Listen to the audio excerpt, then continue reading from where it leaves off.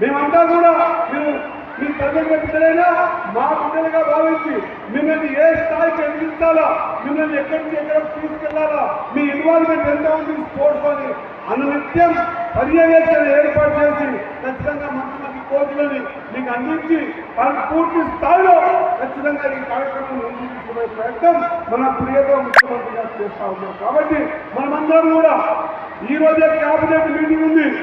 Sports policy మీద మీరు విజయం రాబోతా ఉంది.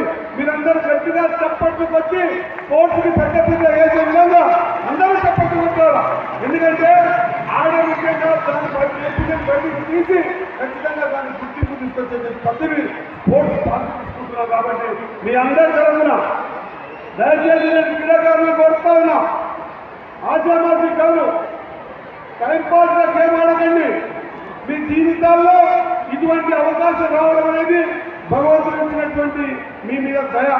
మీ స్పోర్ట్స్ పర్సన్స్ కానీ మీ కోచెస్ కానీ మీ పేరెంట్స్ కానీ మీ మీద పెట్టుకున్న ఆశలు, మీ పేరెంట్సే కాదు, మీ కోచ్లే కాదు, యావత్ తెలంగాణ అంతా కూడా మీ మీద చాలా ఆశలు పెట్టుకోవాలి.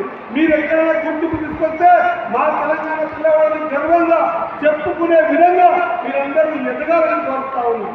కాబట్టి ఆటలో మీ ఇన్వాల్వ్మెంట్ ఎంత ఉంటే తప్ప ప్రపంచం మీకు చూసే పరిస్థితి ఉండదు అన్నమాట మరొకసారి గుర్తు చేస్తూ ఖచ్చితంగా ఈ తెలంగాణ ఒలింపిక్ అసోసియేషన్ ఏర్పాటు చేసినటువంటి ఈ మొత్తం చక్కటి కార్యక్రమానికి నన్ను మొదటిసారిగా పిలిచినందుకు ఒలింపిక్ డే రంగా మనం ఈ కార్యక్రమాన్ని 39వ ఎడిషన్గా తీసుకుంటున్నాం. మీరందరూ ఒక్కసారి ఈ పార్టీ తీసుకున్నందుకు ఈ కార్యక్రమం ఖచ్చితంగా ఘనంగా నిర్వహించుకున్నందుకు ఒక్క నిమిషం అందరూ గట్టిగా చప్పట్లు కొట్టవలసిందిగా అందరికీ కోరుతా ఉన్నాం.